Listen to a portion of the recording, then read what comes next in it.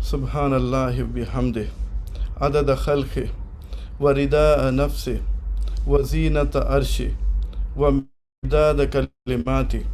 Alhamdulillahi rabbil alameen wassalatu wassalamu ala rasulihil kareem bihi wa man tabi'a bi ihsanin ila yawmiddin wa sallama tasliman kasira. Subhanaka la ilma lana illa ma allamtana innaka antal alimul hakim. All praise and thanks to Almighty who created us, blessed us with reason and power of understanding, and also He sent the best of His servant to guide us. Alhamdulillah. My dear brothers, as announced by Brother Sami, today I'm going to present the summary of the famous book by Maulana Abul Allah Maududi Rahimahullah, the book name is called Nations Rise and Fall. This book is famously called Banav Aur Bigad in Urdu, and it's a book version of one of his speech he gave just days before the independence struggle in India, like just a moment, like maybe 1 week or 2 weeks before a big communal clash which was about to happen in India. This was the situation when he gave this speech. Now when you hear the whole session, I want you to have a two parallel story going on. One is the situation where he is giving the speech, that is during the independence struggle, and one second parallel is you should keep it the present condition of India in mind. So parallelly you keep taking the visualization. In this book, Maulana gives detailed explanation of how the nations rise, where Allah subhanahu wa ta'ala gives them the key to run affairs of His land, and also it shows how He gets snatched from the responsibility to whom He has given. To take this session active, to make sure that like you are all actively listening, I will keep asking some questions in between, and you will answer them on the chat. More quickly you answer, more faster we go. So to begin with, can some of you tell me what is the purpose of the reading history? We read history in school, colleges. Can someone tell what is the purpose of reading the history? Answer in the chat, please.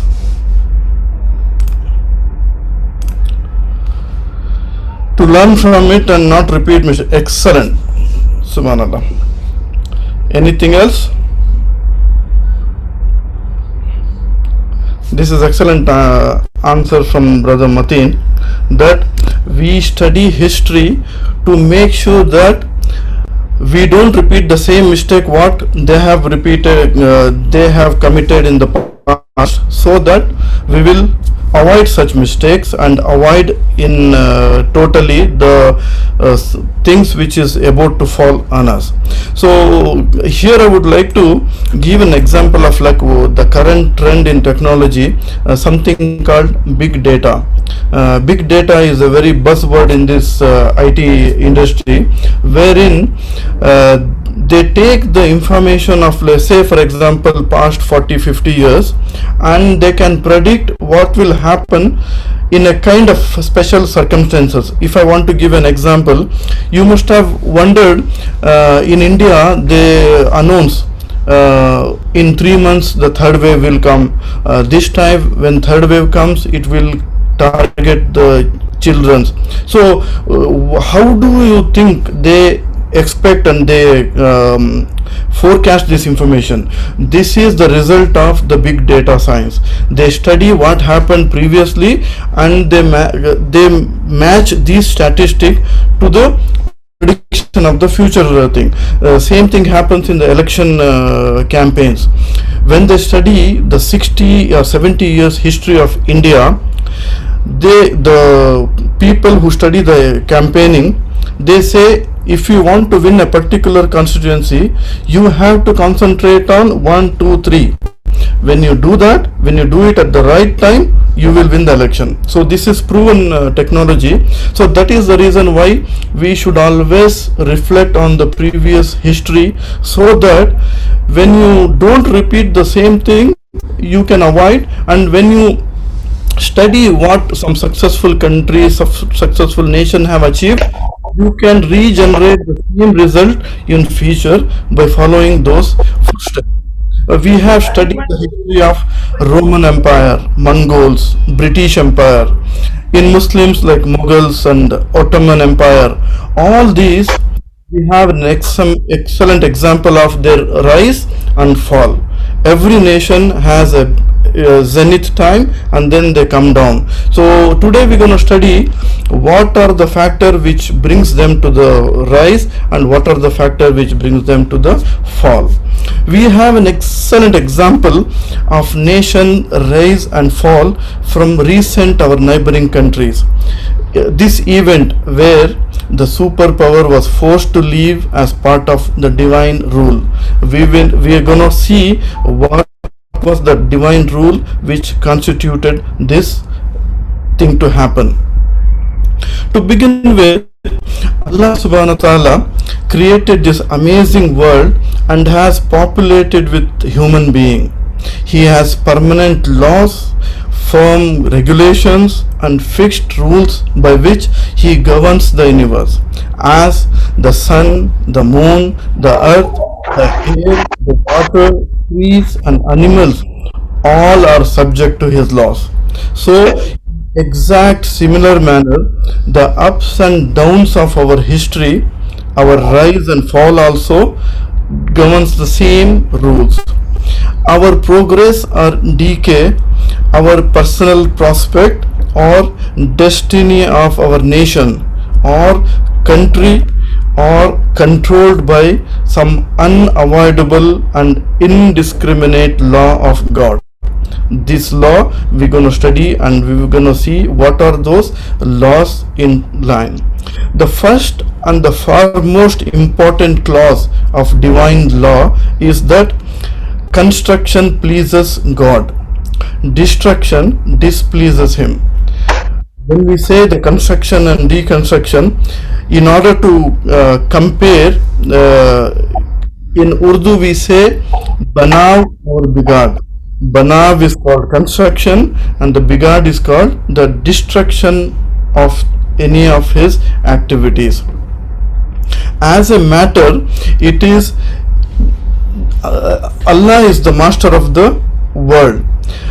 His desire that his world should be managed in a right order, that the world should be made a fair place, the resources, the powers, the capacities endowed by him should be utilized to the best possible way. You must remember so many verses where Allah subhanahu wa ta'ala says that he created this world with utmost precision and he did not create this world for play. وَمَا خَلَقْنَا السَّمَاءَ وَالْأَرْضَ وَمَا بَيْنَهُمَا لَاعِبِينَ. And we did not create the heaven and earth and that between them in play. This is verse from Surah Anbiya. Everything in this universe complement each other. Day complements to night, sun complements to moon. Different weathers like winter, summer, rainy season works in harmony with Allah's rule. Allah keeps an eye on what is happening on earth and makes sure that the law of nature runs smoothly in this earth. Allah does not like that his world will be run by someone who will ruin the balance of this earth.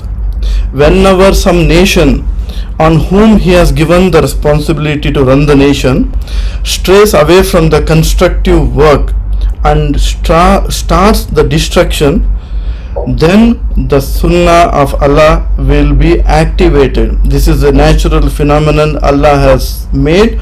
So whenever construction reduces and destruction increases of a nation, then the particular sunnah of law will be enacted. To understand this concept, let's take an example. Maulana gives in his book an excellent example of the owner of a garden and a gardener. Assume that you own a beautiful garden wherein you have like amazing flowers, trees and plants, and you have taken very great care and you have invested lot of money in this garden. So you decide to hire a gardener who comes and he starts his job, and alhamdulillah he is taking care of the garden.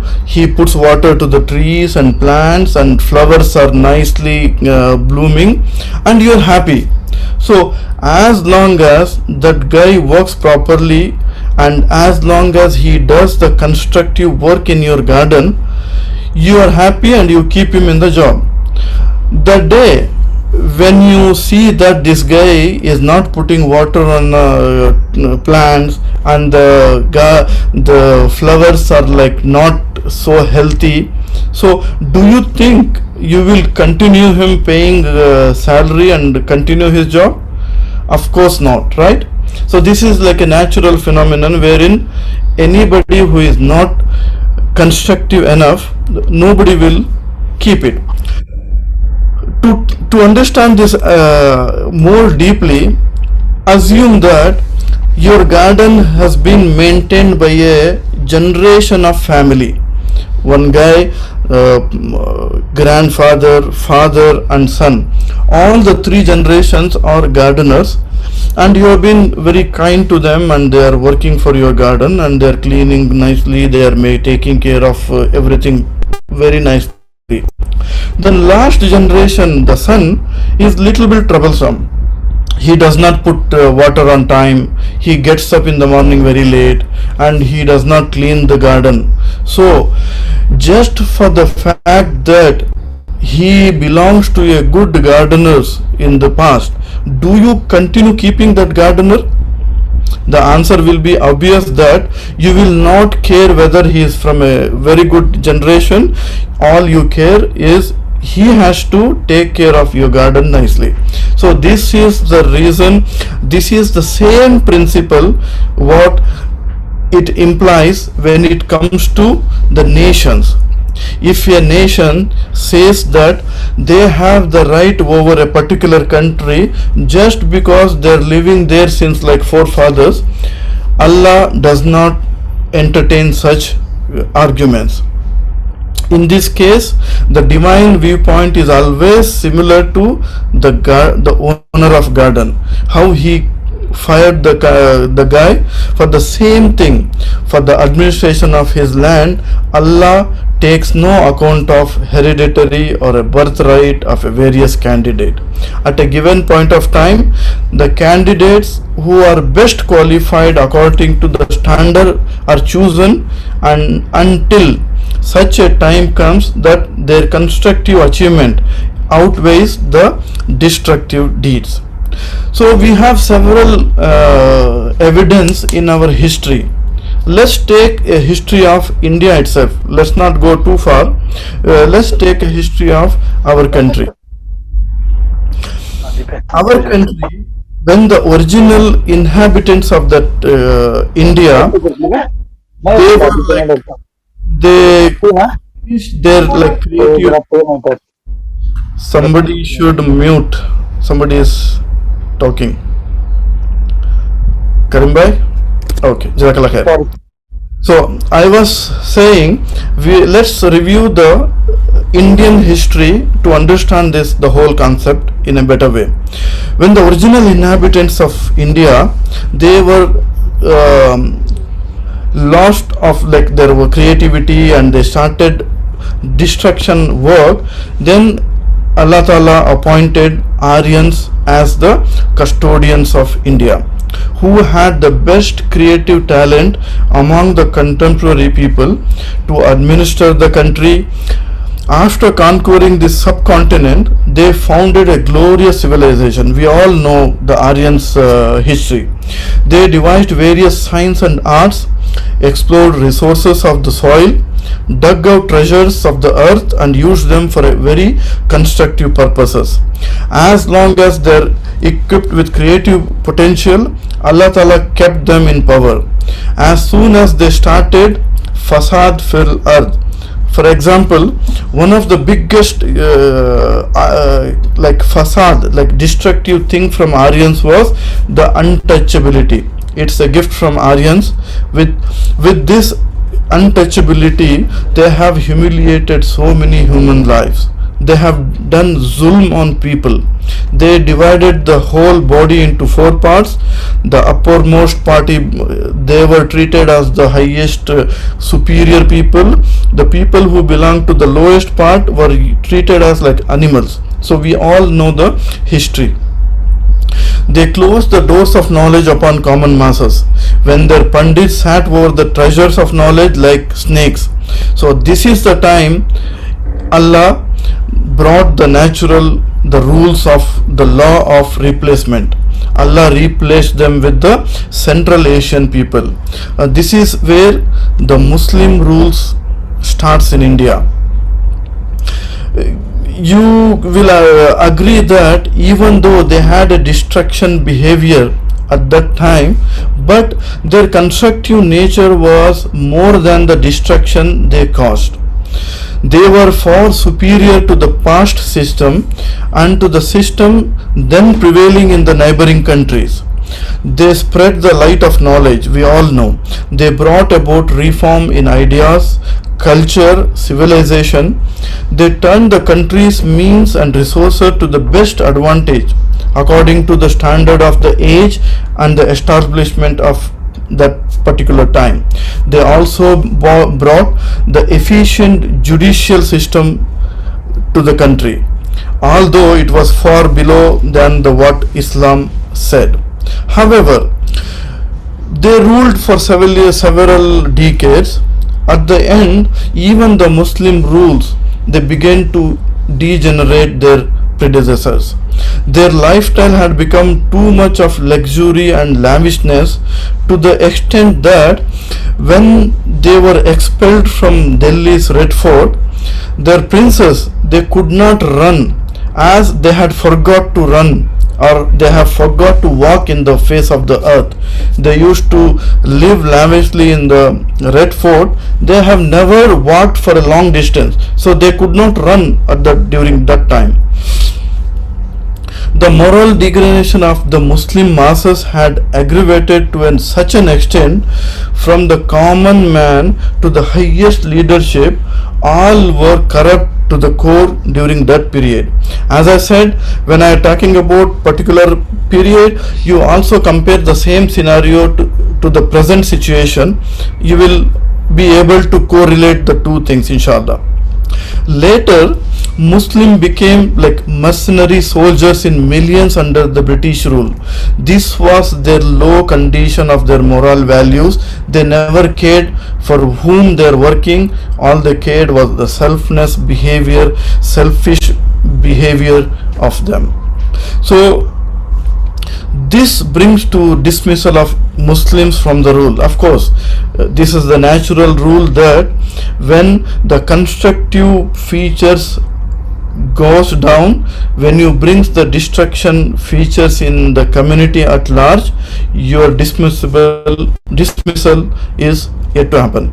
So the administration of India fell vacant after the Muslim rule.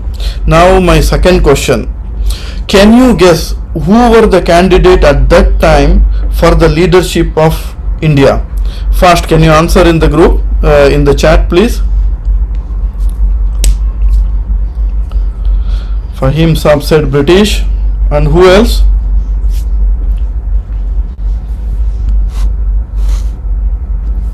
Marathas, very good.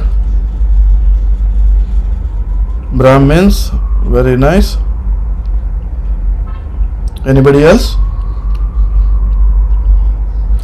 Good. So in line, the Marathas, Sikh, British and some band of Muslims also were there as the contestant for the ruler to be a ruler.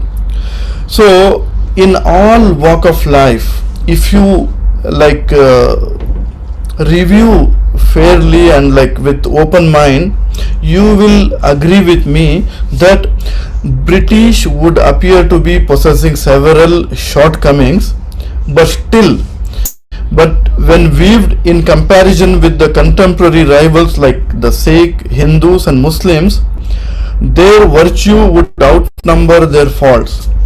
It is for this reason that God once again gave the responsibility of leadership to the British.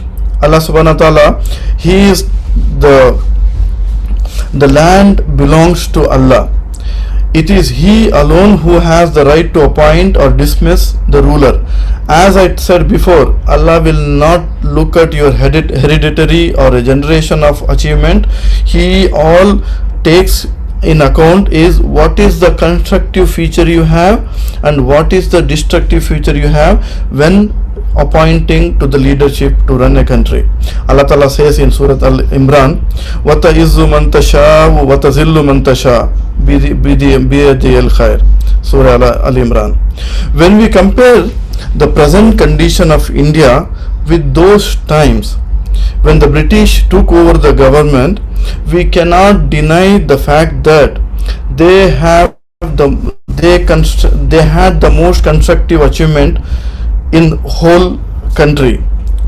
They built roads, railway networks, the infrastructure, the educational institution, much more. So of course, after so many years after ruling, their destructive nature comes into picture, and then they starts dividing the community into caste, and they started divide and rule technique. They used to make two community fight, and they make use of such situations. They humiliated people. They used to kill people unjustly. So this is we call the bigad over banav again brought to their end. When their destructive nature is more than the constructive, then Allah Ta'ala definitely will bring the end. So this was the time where the British were expelled from the leadership. So British were forced to leave India during World War II. Otherwise, Allah would have planned something more humiliating to force them out. After that, it's a freedom. The freedom was a testing time for the people of India during that time. The Hindus, Muslims and Sikhs all demanded power. Since these groups were the oldest inhabitants of that land, so they were given the first chance to rule the country. But at this stage, Maulana writes an excellent review of their moral condition of the Indians.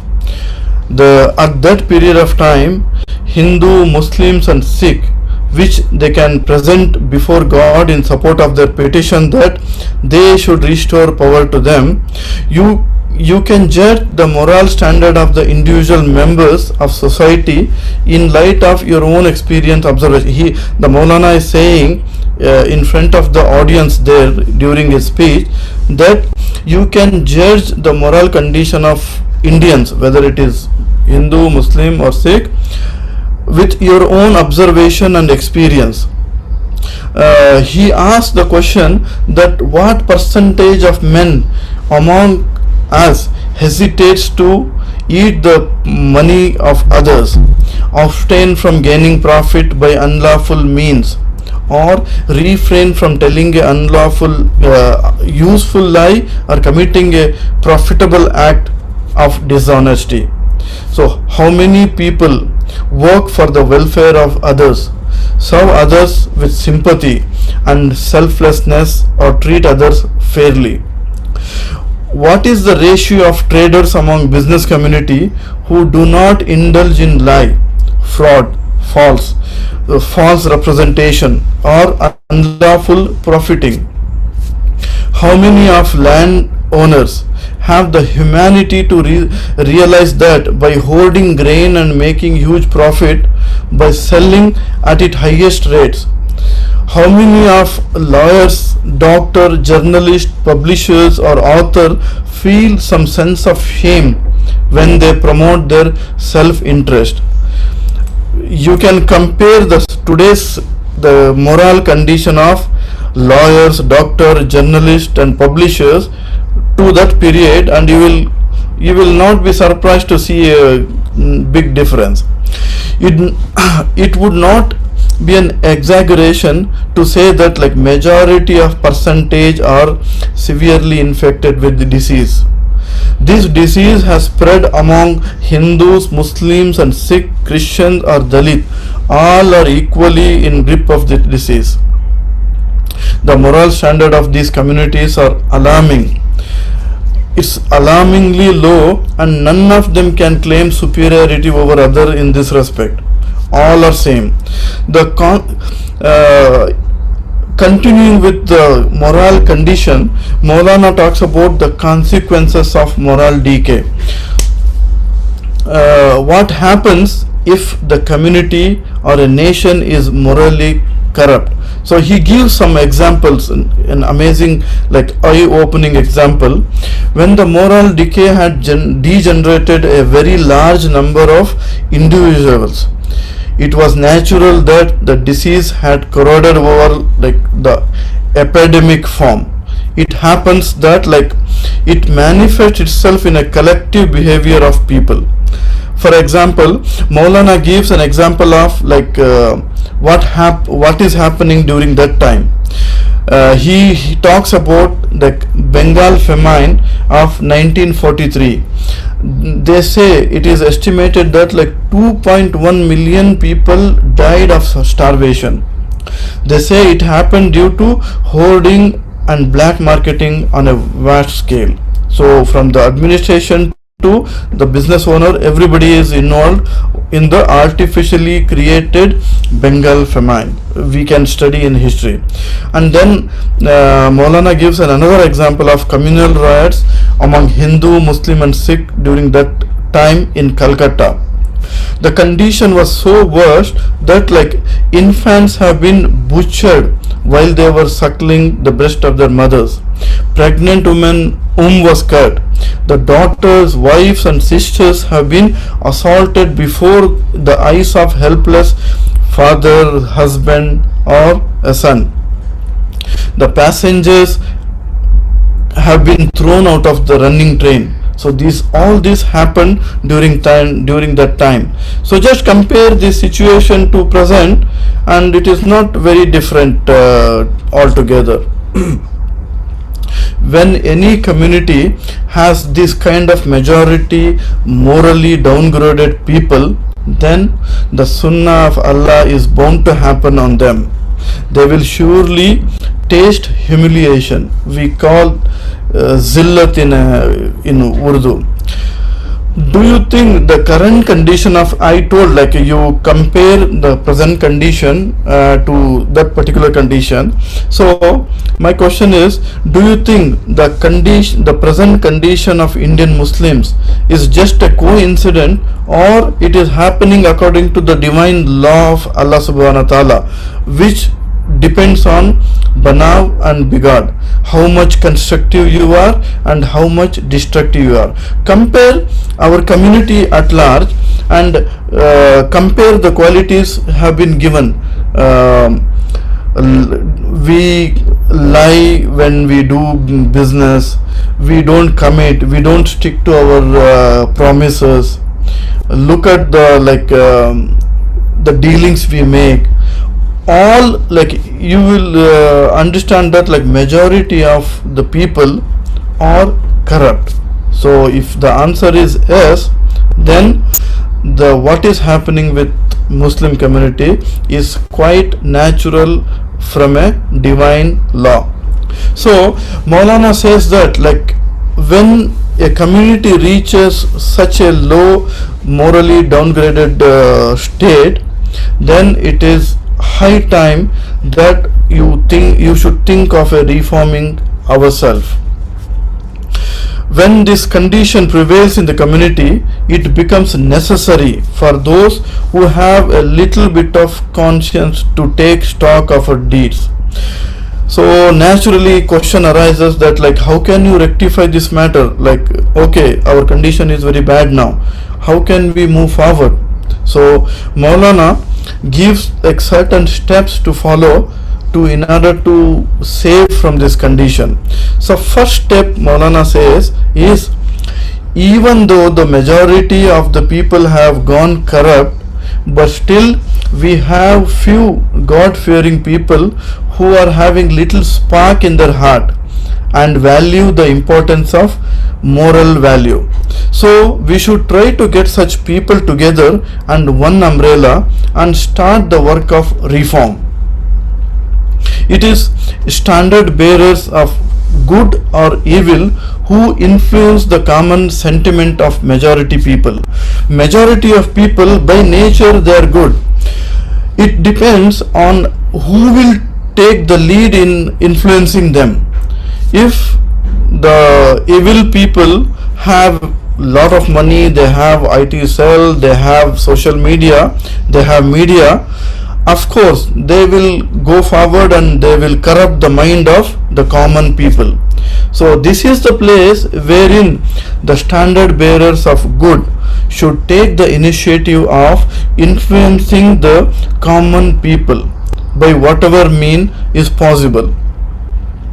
The second step Maulana says is a clear concept of good and evil. Banav or bigad, jo good and evil is there, so you should have a clear distinction between what is good and what is evil. So in order to accomplish the task of reforming the society, a clear concept of good and evil is important to have on an organizational level. Then talking about the reformation of the society, Maulana talks about the element when we say you should know what is good and what is evil. Maulana talks about the factors which cause the deterioration among the nation, the moral value, the deterioration of moral value. What are the things which causes the deterioration? The first point Maulana says is that lack of God consciousness. When the fear of God vanishes from human affair, it results in prevalence of injustice, tyranny, corruption and all form of moral degradation in the world. So this is the lack of God consciousness. Second point Maulana says is hopeless of divine guidance. So hopeless attitude towards the guidance from God, if it is not there, for this reason the entire behavior of the individual or a group or a national level is controlled by like the self-interest of a person, self-gratification and love of pleasure.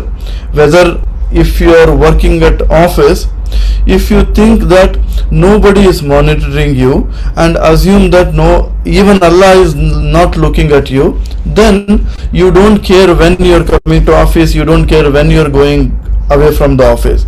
For example, I will give you another example. Assume that from tomorrow in Kuwait there is no rules, regulations of penalty if you cross the red signal, and also Allah will not punish you if you cross the red signal. So tell me frankly, from tomorrow you all will be crossing the red signal because you don't care. Neither Allah will ask you nor the community will ask you. So in this way, if there is no divine the guidance, then there is nothing to stop people from doing whatever self-interest they have, self-gratification they have, a love of pleasure they have. So this is the hopelessness of divine guidance. The third thing is the selfish nature. Selfishness not only impels the people to violate the right of others, but also manifests itself in the form of racialism, nationalism and class distinction distinction on a large level. So if you are a selfish, all you care is about yourself. Sheikh apna dekh. So the fourth point is Maulana talks about is the inactiveness of a person, the laziness of a person. It is the lacking of legal or a moral restraint. If you don't have a restraint of moral values, then the destructive nature of individual starts, destructive nature of community starts.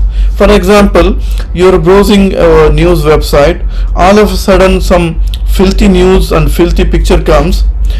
If your moral value does not stop to click on the news, then assume that you are in line of that degradation of your moral value. So this is the result of your laziness, inactiveness, or lack of legal or moral restraints. So always Allah replaces such inadequate people with those who possess constructive talent. This is Allah's natural sunnah. Allah throws them out of power, and often these people are annihilated by their own destructive deeds. By now you have a clear picture of what are the things which brings moral decay, and now let's talk about like elements which contributes to the reformation of the society. Maulana, the first point is the same thing is like fear of God. If you are not fearful of God, the moral decay starts. If you are fearful of God, fear of God is the only reliable guarantee of preventing one from committing evil. If you are not fear of God, you can do whatever you want. So the thing is the obedience to the divine guidance. Obedience to the command of God is the only means of bringing individual, social, national or international behavior in line with the under control. So this is like proven thing that if you don't have obedience behavior to the commandment of God, you ought to make lot of sin, lot of mistake, lot of zulm on people. So the third point Maulana talks about is the organizational of human society. He says that like the human society should be formed in the principle of the worthiness of person, like how good he is and how morally right he is, not in terms of which tribe he belongs to, which national he belongs to. So this is the third point Maulana talks about. Dear brothers, we have seen the constructive element and destructive element to which either Allah Ta'ala gives the key to the leadership of the country or He snatches from the community. So to achieve this collectively, it is very important that we join some kind of like organization or a jamaat to work together in the ground. You cannot do this sitting on the sofa watching TV. You cannot do this like just by talking. You should get into the field. You should join an organization. You should join a very correct association or jamaat to work in the path of Allah. Alhamdulillah, we have such groups in India. It is high time that we get out of the comfort zone and get involved in the work of reform. First we should reform ourselves, then our family, and then our community in large. Without collective effort, this is not at all possible. Here I come to the end of this session. I pray Allah subhanahu wa ta'ala to guide us to the right path, and may Allah give us istiqamat to reform the society so that once again we can claim the responsibility of running our own affairs with dignity and honor and avoid the impending humiliation which we might face in coming days to come. Subhana rabbika rabbil izzati amma yusifun wa salamun alal mursalin walhamdulillahi rabbil alameen. Over to you, Sami Sahab. Jazakallah khair.